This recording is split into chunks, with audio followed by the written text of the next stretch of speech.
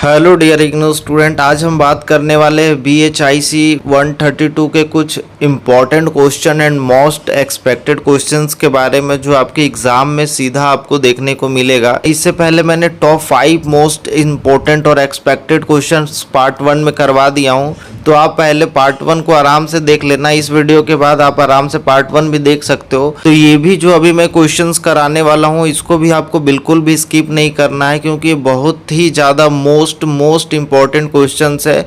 तो इन क्वेश्चंस को बिल्कुल भी स्किप नहीं करना है आपको। ये प्रीवियस ईयर क्वेश्चंस के एनालिसिस ट्रेंड्स के अकॉर्डिंग ये क्वेश्चंस को तैयार किया गया है। तो वीडियो को आपको पूरे लास्ट तक देखना है। अगर आप वीडियो को स्किप करते हैं या आप वीडियो को मिस करते हैं या फिर आप वीडियोस पूरा नहीं देखते, तो आपका एग्ज़ाम में जो नंबर है वो कम देखने को मिलेगा। इसलिए आपको इस वीडियो को बिल्कुल स्किप नहीं करना, वीडियो को आखिरी तक देखना है। उससे पहले अगर आप हमारे चैनल पर नए हो तो चैनल को सब्सक्राइब करके बेल नोटिफिकेशन को ऑल पे सेट कर लीजिए, ताकि इग्नू के इंपॉर्टेंट इन्फॉर्मेशन लेटेस्ट अपडेट आपको इस चैनल पे मिलते रहे। और अभी इग्नू के जितने भी एग्जाम्स हो रहे हैं, तो एग्जाम की सीरीज चल रही है इस चैनल पे, तो आपको बिल्कुल भी मिस नहीं करना है। और आपको कमेंट सेक्शन में ये भी आप बता सकते हो कि आपको नेक्स्ट वीडियो किसकी चाहिए, तो आपको मिल जाएगा। आइए स्टार्ट करते हैं आज का पहला क्वेश्चन, और ये 5th नंबर क्वेश्चन है। इससे पहले मैंने 4 क्वेश्चन करवा दिए हैं, तो वो आप देख लेना। और फर्स्ट पार्ट में जितने भी क्वेश्चन है उसको तो एकदम मिस नहीं करना, और आपको जो अभी बताया जाएगा इसको भी एकदम मिस नहीं करना। इसमें से मोस्ट प्रोबेबली सारे क्वेश्चंस देखने को मिलेंगे। तो पहला जो क्वेश्चन है ये है कि 700 से 1200 ईस्वी के मध्य कृषि संबंधों तथा भूमि अनुदानों की प्रकृति के बारे में चर्चा करना है। तो 700 ईस्वी से 1200 ईस्वी के बीच का काल भारतीय इतिहास में प्रारंभिक मध्यकाल के रूप में माना जाता है। इस अवधि में कृषि अर्थव्यवस्था का विस्तार हुआ तथा भूमि अनुदान, जिसको कि लैंड ग्रांट्स की परंपरा का व्यापक विकास हुआ। कृषि उत्पादन राज्य की आय का मुख्य स्रोत था। भूमि अनुदानों के कारण सामाजिक, आर्थिक और राजनीतिक संरचना में महत्वपूर्ण परिवर्तन हुए। इसी काल में सामंतवाद की प्रवृत्तियां भी विकसित हुई। इस काल में भारत की अर्थव्यवस्था मुख्यतः कृषि पर आधारित थी। अधिकांश जनसंख्या कृषि कार्य में लगी हुई थी। कृषि उत्पादन राज्य की आय का प्रमुख स्रोत था। उसके बाद नई भूमि को खेती योग्य बनाया गया। जंगलों को साफ करके कृषि क्षेत्र का विस्तार किया गया। कृषि के विकास से ग्रामीण अर्थव्यवस्था मजबूत हुई। कृषि उत्पादन देखने को मिलती है।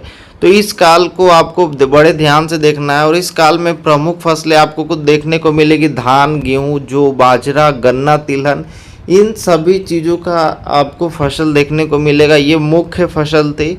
कपास, उसके बाद विभिन्न क्षेत्रों की जलवायु के अनुसार अलग अलग फसलें उगाई जाती थी। सिंचाई व्यवस्था थी इस टाइम पे। कृषि उत्पादन बढ़ाने के लिए सिंचाई पर विशेष ध्यान दिया गया। सिंचाई के प्रमुख साधन देखने को मिलते हैं तालाब, कुएं, नहरें, झील। विशेष रूप से दक्षिण भारत में चोल शासकों ने सिंचाई व्यवस्था को विकसित किया।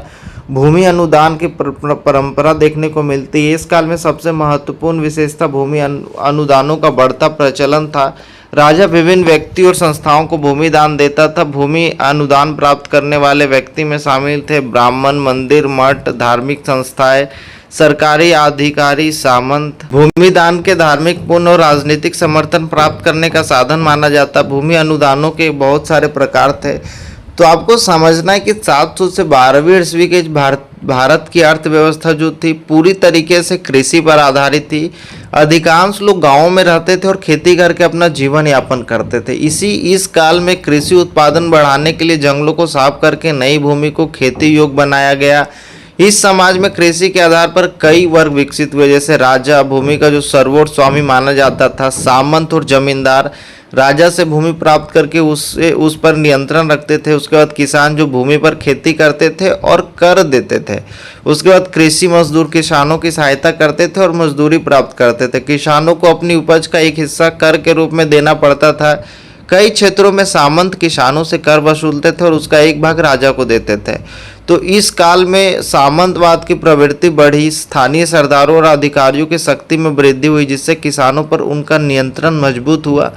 तो ये सब चीज़ आपको ध्यान रखना है। इस काल की सबसे महत्वपूर्ण विशेषता आपको भूमि दान देखने को मिलेगी। कौन कौन से प्रकार थे? तो सबसे पहले ब्राह्मणदेय। ब्राह्मणों को दी जाने वाली भूमि को ब्राह्मणदेय कहा जाता था। यह भूमि प्राय कर मुक्त होती थी।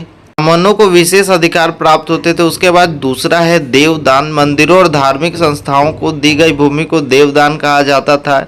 इस भूमि से प्राप्त आय का उपयोग धार्मिक कार्यों में किया जाता। तीसरा है अग्रहार। ब्राह्मणों के समूह को प्रदान की गई भूमि को अग्रहार कहा जाता था। यह शिक्षा और धार्मिक गतिविधियों का केंद्र बन जाती थी। भूमि अधिकारों की प्रकृति भी देखने को मिलती है। भूमि पर विभिन्न प्रकार के अधिकार विकसित हुए। राजा भूमि का सर्वोच्च स्वामी माना जाता था। किसान भूमि की खेती करते थे। सामंत और भूस्वामी भूमि से कर वसूलते थे। इस प्रकार भूमि पर कई स्तरों के अधिकार विकसित की हो गए। सामंतवाद का इसमें विकास देखने को मिलता है। भूमि अनुदानों के कारण सामंत वर्ग का उदय हुआ। सामंतों की विशेषताएं क्या थी? तो वो भूमि और राजस्व पर नियंत्रण रखते थे, स्थानीय प्रशासन संचालित करते थे, युद्ध के समय राजा को सैनिक सहायता देते थे। धीरे धीरे सामंत शक्तिशाली हो गए और स्थानीय स्तर पर उनका प्रभाव बढ़ गया। किसानों की स्थिति कैसी थी? तो किसान कृषि उत्पादन का मुख्य आधार थे। उनकी स्थिति मिश्रित देखने को मिलती। उन्हें भूमि पर खेती करने का अधिकार था। उन्हें विभिन्न प्रकार के कर देने पड़ते थे। कई बार बेकार बिना मजदूरी का श्रम भी करना पड़ता था। कुछ क्षेत्रों में किसानों पर करों का बोझ अधिक था। पर भूमि अनुदानों के क्या प्रभाव हुए? तो सबसे पहला है कृषि विस्तार। भूमि अनुदानों के कारण नए क्षेत्रों में कृषि का विकास हुआ। दूसरा है ग्रामीण अर्थव्यवस्था का विकास।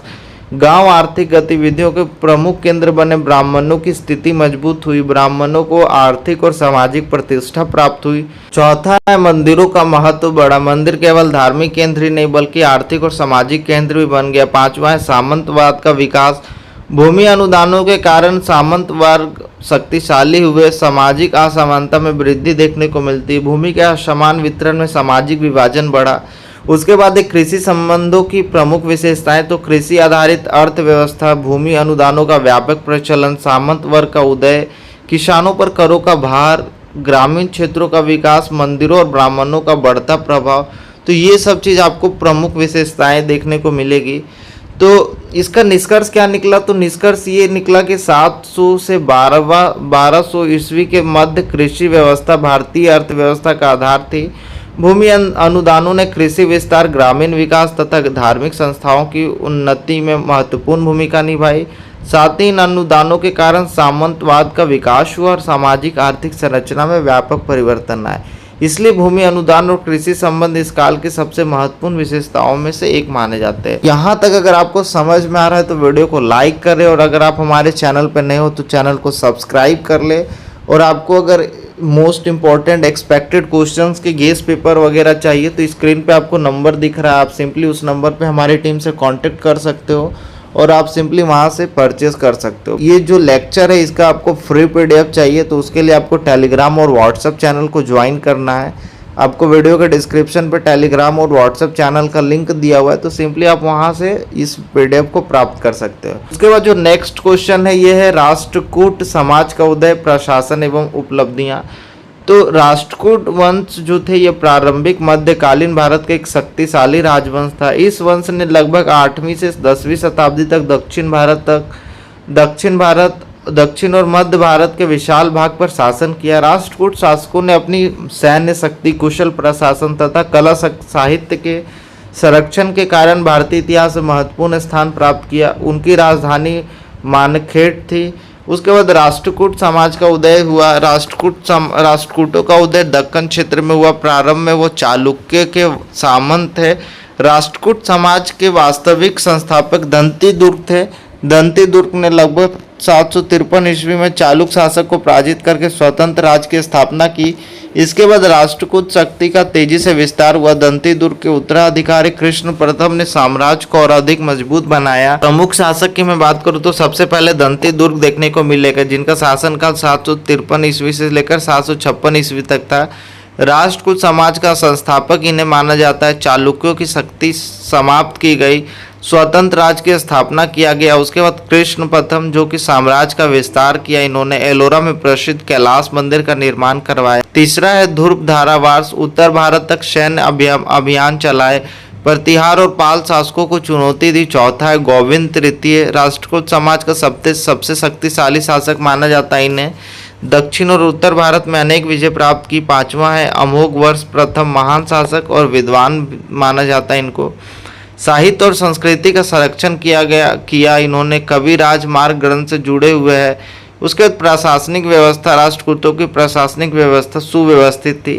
पहला राजा प्रशासन का सर्वोच्च अधिकारी होते थे। सैन्य, न्याय और प्रशासन का प्रमुख थे। राज्य की समस्त शक्तियां राजा के हाथों में केंद्रित थी। दूसरा है प्रांतीय शासन, राज्य साम्राज्य को विभिन्न प्रांतों में विभाजित किया गया था। प्रांत को राष्ट्र कहा जाता था, राष्ट्र का प्रमुख राष्ट्रपति कहलाता था। प्रांत को जिले और गांव में विभाजित किया जाता था।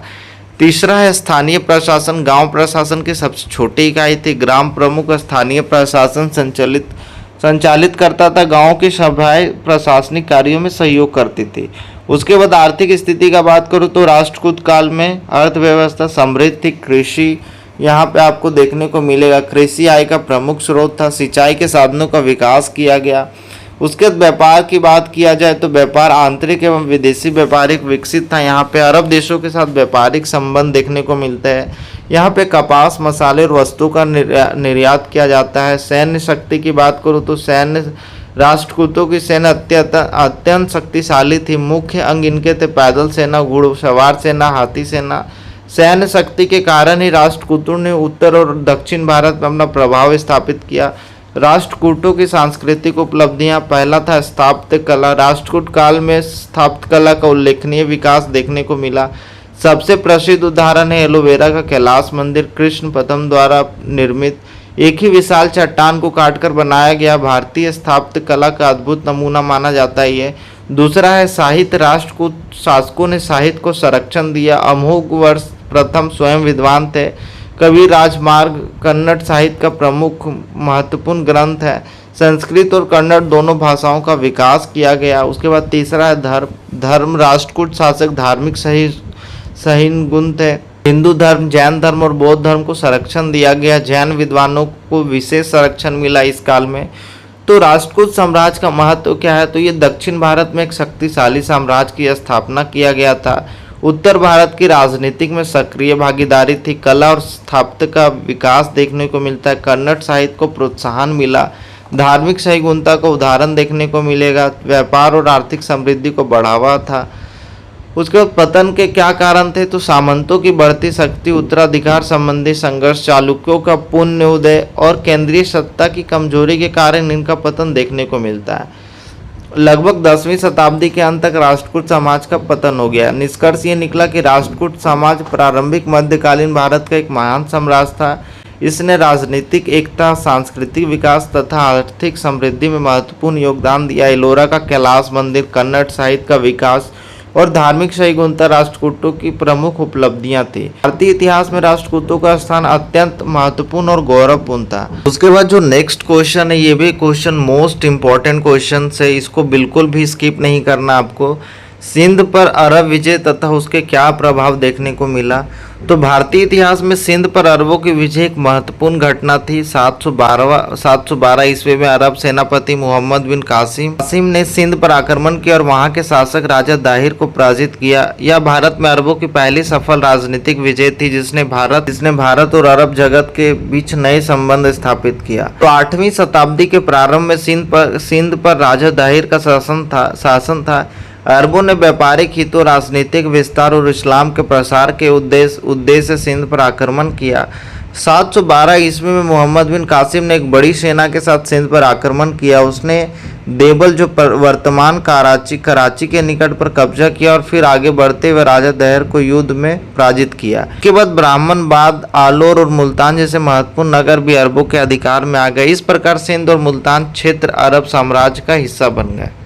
उसके बाद सिंध पर आक्रमण के प्रमुख कारण क्या क्या थे, तो सबसे पहले अरब व्यापारियों की सुरक्षा करना था। समुद्री लुटेरे द्वारा अरब जहाज़ों की लूट, इस्लाम धर्म का प्रचार करना था, अरब साम्राज्य का विस्तार, सिंध की राजनीतिक कमजोरी। इन परिस्थितियों में इराक के गवर्नर हज्जाज बिन यूसुफ ने मोहम्मद बिन कासिम को सिंध विजय के लिए भेजा था। पर इसके प्रभाव क्या देखने को मिले, तो सबसे पहला है राजनीतिक प्रभाव। सिंध में पहली बार मुस्लिम शासन की स्थापना हुई।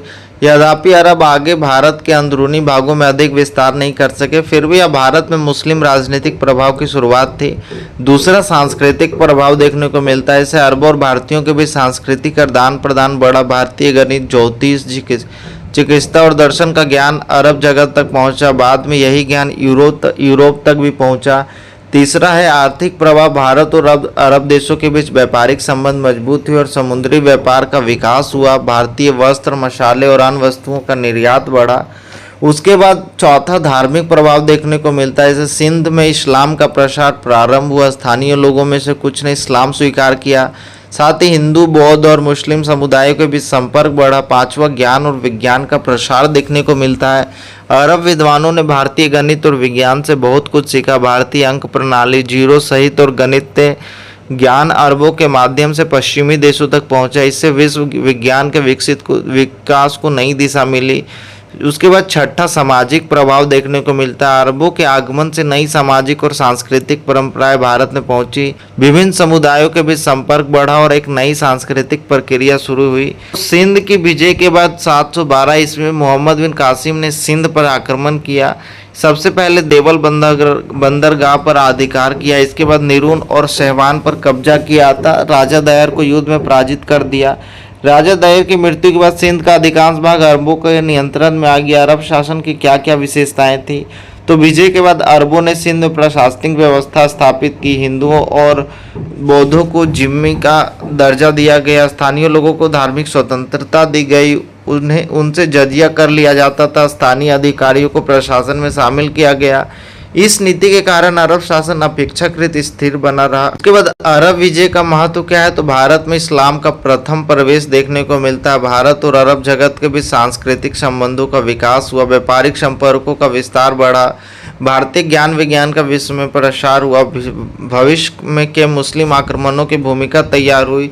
उसके बाद निष्कर्ष ये देखने को मिलता है कि 1712 ईस्वी में सिंध पर अरब विजय भारत इतिहास की एक महत्वपूर्ण घटना थी। यद्यपि इसका राजनीतिक प्रभाव सीमित था, लेकिन सांस्कृतिक, धार्मिक और आर्थिक प्रभाव अत्यंत व्यापक और दीर्घकालीन थे। इस विजय ने भारत और अरब जगत के बीच संपर्क स्थापित किया तथा भारतीय ज्ञान, विज्ञान और संस्कृति को विश्व स्तर पर पहुंचाने में महत्वपूर्ण भूमिका निभाई।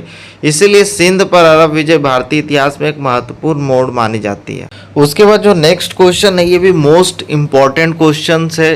चोलों के अंतर्गत स्थानीय प्रशासन। तो दक्षिण भारत के इतिहास में चोल वंश का महत्वपूर्ण स्थान है। चोलों ने लगभग 9वीं से 13वीं शताब्दी तक दक्षिण भारत के विशाल क्षेत्र पर शासन किया। वे केवल अपनी सैन्य शक्ति और समुद्री व्यापार के लिए ही प्रसिद्ध नहीं थे, बल्कि उनके स्थानीय प्रशासन व्यवस्था की भी अत्यंत विकसित और सुव्यवस्थित। प्रशासन की सबसे बड़ी विशेषता स्थानीय स्वशासन थी। गांवों और नगरों को प्रशासनिक कार्यों में पर्याप्त स्वतंत्रता दी गई थी, जिसने शासन अधिक प्रभावी और जनहितकारी बन सका। चोल प्रभाव प्रशासन की संरचना आपको देखने को मिलती है कि चोल साम्राज्य का सर्वोच्च अधिकारी राजा होता था, लेकिन स्थानीय स्तर पर प्रशासन को विभिन्न इकाइयों में विभाजित किया गया था। जैसे पहला था मंडलम, जो सबसे बड़ी इकाई थी। दूसरा है वलनाडु, जो मंडल का भाग था। तीसरा है नाडु, जो जिला स्तर की इकाई देखने को मिलती। चौथा है कुरम, जो छोटे प्रशासनिक क्षेत्र थे। पांचवा है ग्राम, जो कि सबसे छोटी इकाई है। और ग्राम प्रशासन की बात करूँ तो गांव चोल प्रशासन की मूल इकाई थी। गांव प्रशासन स्थानीय सभा द्वारा संचालित किया जाता था। ये सभाएं गांव के विकास, कर संग्रह, सिंचाई, न्याय तथा सार्वजनिक कार्यों का संचालन करती थी। आम सभाओं के क्या प्रकार थे? तो सबसे पहला था और समान गांवों की सभा को और कहा जाता था। इसमें गांव के सभी करदाता सदस्य भाग लेते थे। स्थानीय समस्याओं पर निर्णय लिया जाता था। दूसरा है सभा या महासभा। ब्राह्मणों को दिए गए ब्रह्मदेह गांव की सभा को सभा कहा जाता था। यह अधिक संगठित और शक्तिशाली संस्था थी। प्रशासनिक एवं वित्तीय कार्यों का संचालन करती थी। तीसरा है नगरम, व्यक्ति। व्यापारिक नगरों की संस्था को नगरम कहा जाता था। व्यापारी और व्यवसायी इसके सदस्य होते थे। व्यापार एवं आर्थिक गतिविधियों का संचालन करते थे। कुडवोले प्रणाली चोल प्रशासन की सबसे अनुष्ठी विशेषता कुडवोले प्रणाली थी। यह स्थानीय प्रतिनिधियों के चुनाव की व्यवस्था थी। योग्य व्यक्तियों के नाम ताड़ पत्रों पर लिखे जाते थे। इन पर्चियों को एक घड़े कुंड में रखा जाता था। उसके बाद एक बालक द्वारा पर्ची निकालकर सदस्य चुने जाते थे। इस प्रणाली से निष्पक्ष और योग्य व्यक्तियों का चयन किया जाता था। उसके बाद समितियां भी देखने को मिलती है। स्थानीय प्रशासन को सुचारू रूप से चलाने के लिए विभिन्न समितियां बनाई जाती थी। जैसे प्रमुख समितियों की बात करूं तो सबसे पहली है सिंचाई समिति, जो कि तालाबों, नहरों और जलाशयों की देखभाल करती थी। दूसरा उद्यान समिति, बगीचों और सार्वजनिक स्थलों की देखभाल करती थी। तीसरा है राजस्व समिति जो कि कर संग्रह और वित्तीय कार्यों का संचालन करती थी। चौथा है न्याय समिति, स्थानीय विवादों का समाधान करती थी। पांचवा है लोक निर्माण समिति जो कि सड़कों, भवनों और अन्य सार्वजनिक कार्यों का प्रबंधन करती थी। उसके बाद राजस्व व्यवस्था देखने को मिलता है। स्थानीय प्रशासन का प्रमुख कार्य कर संग्रह था। मुख्य कर स्रोत आपको जैसे इसमें देखने को मिलेगा भूमि कर, व्यापार कर, सिंचाई कर, अन्य स्थानीय कर। संग्रहित धन का उपयोग गांव के विकास और सार्वजनिक सुविधाओं के लिए किया जाता था। उसके बाद सिंचाई व्यवस्था भी यहाँ पे देखने को मिलेगा। चोल शासकों ने सिंचाई पर विशेष ध्यान दिया था। तालाबों और नहरों का निर्माण कराया गया। कृषि उत्पादन में वृद्धि हुई। दक्षिण भारत की समृद्ध कृषि व्यवस्था का एक प्रमुख कारण विकसित सिंचाई प्रणाली थी। उसके बाद न्याय व्यवस्था देखने को मिलेगी। स्थानीय सभाएं न्याय कार्य भी करती थी। छोटे मोटे विवादों का निपटारा गांव स्तर पर ही किया जाता था। गंभीर मामलों को उच्च अधिकारियों के पास भेजा जाता था। न्याय व्यवस्था सरल और प्रभावी थी। पर स्थानीय प्रशासन का महत्व क्या था? तो स्थानीय स्वशासन को बढ़ावा मिला। जनता की प्रशासन में भागीदारी सुनिश्चित हुई। गाँवों का आर्थिक और सामाजिक विकास हुआ। सिंचाई और कृषि को प्रोत्साहन मिला। प्रशासन अधिक प्रभावी और उत्तरदायी बना। लोकतंत्र परंपराओं का विकास हुआ। चोल स्थानीय प्रशासन की विशेषताएं ये थे कि ये विकेंद्रीकृत प्रशासन था, ग्राम स्वशासन था, यहाँ पे लोकतांत्रिक चुनाव प्रणाली था, जैसे कुडवोलो का मैंने बताया, जो एक मटके में रख के वहाँ पे चुना जाता था एक बालक के द्वारा। शक्तिशाली स्थानीय संस्थाएं देखने को मिलती है। प्रभावी राजस्व एवं सिंचाई व्यवस्था था। जन भागीदारी पर आधारित शासन था। तो निष्कर्ष ये कि चोलों की स्थानीय प्रशासन व्यवस्था मध्यकालीन भारत की सबसे उन्नत प्रशासनिक व्यवस्थाओं में से एक थी। ग्राम सभाओं, समितियों और कुडवोलो चुनाव प्रणाली ने प्रशासन को प्रभावी, पारदर्शी और जनहितकारी बनाया। स्थानीय स्वशासन की यह परंपरा भारतीय प्रशासनिक इतिहास की एक महत्वपूर्ण उपलब्धि मानी जाती है। इसी कारण चोल प्रशासन को भारतीय लोकतांत्रिक परंपराओं का प्रारंभिक उदाहरण भी माना जाता है। उसके बाद एक और मोस्ट इम्पोर्टेंट क्वेश्चन है यह है कि गुप्तोत्तर काल में जातियों का उद्भव एवं प्रसार। तो गुप्तोत्तर काल लगभग 600 ईस्वी से लेकर 1200 ईस्वी भारतीय सामाजिक इतिहास का एक महत्वपूर्ण चरण था। इस काल में भारतीय समाज में अनेक परिवर्तन हुए, जिनमें जाति व्यवस्था का विस्तार और नई जातियों का उद्भव विशेष रूप से उल्लेखनीय है। यद्यपि वर्ण व्यवस्था प्राचीन काल से विद्यमान थी, परंतु गुप्तोत्तर काल में यह अधिक जटिल और कठोर बन गए। विभिन्न व्यवसायों, जनजातियों और सामाजिक समूहों के आधार पर अनेक नई जातियों और उपजातियों अस्तित्व में आई। वर्ण व्यवस्था की पृष्ठभूमि को अगर में बात किया जाए तो प्राचीन भारतीय समाज 4 वर्णों में विभाजित था: ब्राह्मण, क्षत्रिय, वैश्य और शूद्र। तो प्रारंभ में यह व्यवस्था कर्म पर आधारित थी, लेकिन समय के साथ यह जन्म आधारित बन गई। गुप्तोत्तर काल तक आते आते वर्ण व्यवस्था अधिक कठोर हो गई और अनेक जातियों का विकास हुआ। जैसे जातियों के उद्भव के कारण ये थे कि व्यवसायों का विस्तार बढ़ रहा था। गुप्तोत्तर काल में कृषि, व्यापार और शिल्प कला का विकास हुआ। नए व्यवसायों के उदय से विभिन्न पेशों से जुड़े लोगों ने अलग अलग जातियों का रूप धारण कर लिया, जैसे लोहार, सोनार, कुम्हार, बढ़ई, जुलाहा। इन व्यवसायों के आधार पर नई जातियां विकसित हुई। दूसरा है भूमि अनुदान व्यवस्था। राजाओं द्वारा ब्राह्मणों और आर्थिक धार्मिक संस्थाओं को भूमि अनुदान दिए गए। नई बस्तियों की स्थापना हुई। विभिन्न समुदायों का आपसी संपर्क बढ़ा। सामाजिक विभाजन और जातिगत पहचान मजबूत हुई। तीसरा है जनजातियों का समावेश। कई जनजातीय समुदाय धीरे धीरे मुख्य धारा के समाज में शामिल हुई। इन समुदायों को विभिन्न जातियों में स्थान दिया गया, जिसमें नई जातियां का निर्माण हुआ। चौथा है विदेशी जातियों का समावेश, जैसे शक, हून और अन्य विदेशी समूह भारतीय समाज में मिल गए। समय के साथ उन्होंने हिंदू धर्म और भारतीय संस्कृति को अपनाया तथा नई जातियां पहचान विकसित की। पांचवा क्षेत्रीय राज्यों का उदय। गुप्त साम्राज्य के पतन के बाद अनेक क्षेत्रीय राज्यों का उदय देखने को मिलता है। इन राज्यों में स्थानीय सामाजिक समूहों को नई पहचान मिली, जिसमें जातियों की संख्या बढ़ी। इस टाइम पे ब्राह्मणों की स्थिति, गुप्तोत्तर काल में ब्राह्मणों की सामाजिक प्रतिष्ठा अत्यधिक बढ़ गई। उन्हें भूमि अनुदान प्राप्त हुई। धार्मिक और शैक्षणिक गतिविधियों पर उनका प्रभाव बढ़ा। समाज में उनका सर्वोच्च स्थान बना रहा। उसके बाद क्षेत्रियों की स्थिति। इस काल में अनेक नए क्षत्रिय समूह उभरे, विशेष रूप से राजपूतों का उदय हुआ। कई स्थानीय शासक परिवारों ने स्वयं को क्षत्रिय घोषित किया। इस प्रकार क्षत्रिय वर्ग का विस्तार हुआ। वैश्य और शूद्र वैश्य वर्ग व्यापार और कृषि से जुड़ा रहा। कई शूद्र समुदाय आर्थिक रूप से समृद्ध हुए, लेकिन सामाजिक दृष्टि से उन्हें निम्न स्थान प्राप्त था। उसके बाद उपजातियों का विकास हुआ। गुप्तोत्तर काल की सबसे महत्वपूर्ण विशेषता उपजातियों की संख्या में वृद्धि थी। उपजातियां बनने के कारण थे व्यवसायी, का बढ़ना, क्षेत्र विवाह संबंधी नियम, सामाजिक प्रतिष्ठा, इन आधारों पर हजारों उपजातियां विकसित हुई। उसके बाद जाति व्यवस्था की विशेषताएं क्या थी? तो जन्म आधारित सामाजिक स्थिति थी, अंतर जाति विवाह पर प्रतिबंध था, व्यवसायों का वंशानुगत होना था, सामाजिक उच्च नीच की भावना थी, जातिगत नियमों का कठोर पालन था। जाति व्यवस्था के क्या प्रभाव थे? तो इसके प्रभाव देखने को मिलता है। इसके सकारात्मक प्रभाव ये था कि समाज का संगठन बना रहा, विभिन्न व्यवसायों का संरक्षण हुआ, सामाजिक व्यवस्था में स्थिरता बनी रही।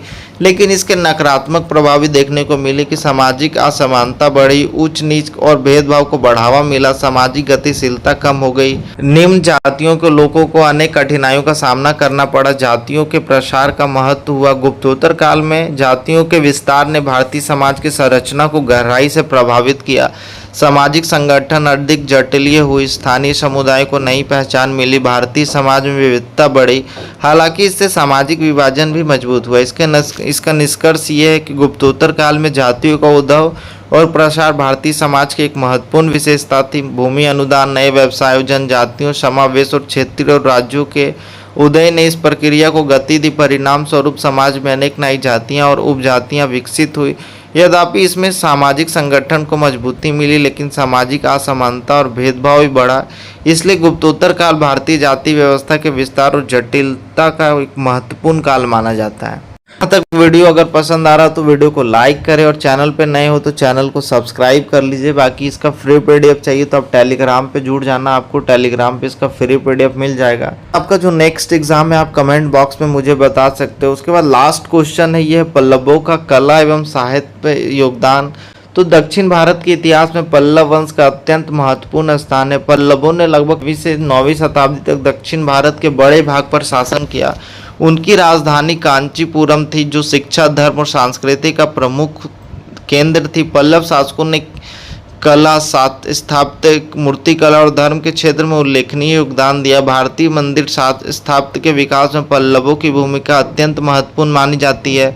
पल्लव वंश का परिचय। पल्लव दक्षिण भारत के एक शक्तिशाली राजवंश थे। प्रमुख शासक महेंद्र वर्मन प्रथम, नरसिंह वर्मन प्रथम, जिनको मामल्लम भी कहा जाता है। उसके बाद नरसिंह वर्मन द्वितीय, जिनको राज सिंह के नाम से भी जाना जाता है। इन शासकों ने कला और स्थापत्य का विशेष संरक्षण दिया। पल्लव स्थापत्य का विकास देखने को मिलता है। पल्लव काल में मंदिर निर्माण कला की नई ऊंचाइयां प्राप्त करती है। पल्लव स्थापत्य को मुख्य 3 चरणों में विभाजित किया जाता है। पहला था शैलकृत स्थापत्य। इस शैली का विकास महेंद्र वर्मन प्रथम के समय हुआ। इसकी विशेषताएं क्या थी? तो चट्टानों को काटकर मंदिरों का निर्माण किया गया। इसमें स्तंभ युक्त मंडपों का निर्माण हुआ। सरल और आकर्षण वस्तुकला, प्रमुख उदाहरण जैसे मंडगप्पट्टू मंदिर, उसके बाद चित्रानापल्ली के गुफा मंदिर। इन मंदिरों ने दक्षिण भारतीय स्थापत्य को नई दिशा प्रदान की। उसके बाद दूसरा है रथ शैली। नरसिंह वर्मन प्रथम, जिसको मामल के शासनकाल में रथ शैली का विकास हुआ। इसकी विशेषताएं ये थी कि एक ही विशाल चट्टान को काटकर मंदिर बनाया गया।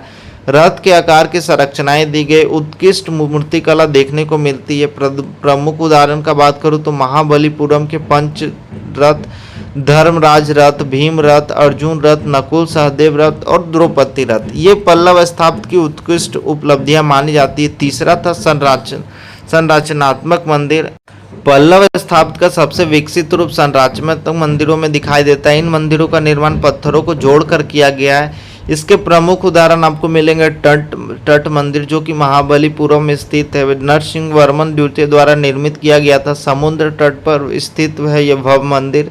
यूनेस्को विश्व धरोहर स्थल का ये हिस्सा है। उसके बाद एक कैलाशनाथ मंदिर, जो कि कांचीपुरम में स्थित है। पल्लव स्थापत्य की श्रेष्ठ कृतियां में से एक है। शिव को समर्पित है यह मंदिर। मूर्तिकला में योगदान देखने को मिलता है। पल्लव काल में मूर्तिकला अत्यंत विकसित थी। इसकी विशेषताएं ये थे कि जीवंत और सुंदर मूर्तियां, धार्मिक विषयों का चित्रण देखने को मिलता है। देवी देवताओं की उत्कृष्ट प्रतिमाएं हैं इसमें। उसके बाद अर्जुन की तपस्या भी देखने को मिलती है। जैसे महाबलीपुरम में स्थित विशाल शिला चित्र पल्लव मूर्तिकला का उत्कृष्ट उदाहरण है। यह विश्व की सबसे बड़ी शैल उत्कीर्ण कलाकृतियों में से एक माना जाता है। उसके बाद धर्म और स्थापत्य का बात करूं तो पल्लव शासक मुख्यतः हिंदू धर्म के अनुयायी थे। उन्होंने शैव धर्म, वैष्णव धर्म दोनों को संरक्षण दिया। उनके मंदिर धार्मिक केंद्रों के साथ साथ सांस्कृतिक और शैक्षणिक केंद्र भी थे। पल्लव काल की कला की क्या विशेषताएं थी? तो यह द्रविड़ शैली का प्रारंभिक विकास था। शैलकृत एवं संरचनात्मक मंदिरों का निर्माण किया गया। उत्कृष्ट मूर्ति कला थी, धार्मिक सही गुण था, सुंदर स्तंभ और मंडप था, मंदिर स्थापत्य में नवीन प्रयोग देखने को मिलता है। पल्लवों का महत्व क्या है, तो द्रविड़ स्थापत्य की नींव देखने को मिलती है। पल्लवों ने दक्षिण भारतीय द्रविड़ शैली की आधारशिला रखी, उसके बाद चोल स्थापत्य पर प्रभाव डाला। बाद के चोल शासकों ने पल्लव स्थापत्य से प्रेरणा ली। सांस्कृतिक विकास देखने को मिलता है इस काल में, जैसे कला, साहित्य और धर्म को संरक्षण मिला। चौथा है भारतीय कला का वैश्विक महत्व। महाबलीपुरम के स्मारक आज विश्व भर में प्रसिद्ध है और इसका निष्कर्ष ये है कि पल्लव वंश ने भारतीय कला और स्थापत्य को अमूल्य योगदान दिया। शैलकृत मंदिरों, पंचरथों, तट मंदिर तथा कैलाशनाथ मंदिर जैसी महान कृतियों ने भारतीय स्थापत्य को नई पहचान दी। पल्लवों द्वारा विकसित द्रविड़ शैली ने आगे चलकर चोल और अन्य दक्षिण भारत राजवंशों की वास्तुकला में प्रभावित किया। इसीलिए पल्लवों को भारतीय कला एवं साहित्य के महान संरक्षण के रूप में याद किया जाता है। तो उम्मीद करता हूँ कि यहाँ तक आपने वीडियो देखा होगा। अगर आपको यहाँ तक वीडियो समझ आए, वीडियो को ज़्यादा से ज़्यादा लाइक कीजिए, अपने दोस्तों के साथ शेयर कीजिए। बाकी आपका जो नेक्स्ट एग्जाम है आप मुझे कमेंट में बता देना। बाकी इन क्वेश्चंस को आपको बिल्कुल भी स्किप नहीं करना। अभी जो मैंने क्वेश्चंस बताए वो सारे क्वेश्चंस को करके जाना है। इससे पहले मैंने पार्ट 1 भी बनाया है, वो भी मोस्ट एक्सपेक्टेड और मोस्ट इंपॉर्टेंट क्वेश्चंस है वो, उसको तो एकदम स्किप नहीं करना आपको। अगर आपके मन में कोई क्वेरी हो, कोई डाउट हो तो आप कमेंट में मुझे बता सकते हो, मुझसे पूछ सकते हो। अगर आप चैनल पर नए हो तो चैनल को सब्सक्राइब कर लेना। मिलते हैं अगले वीडियो में। Thank you friends.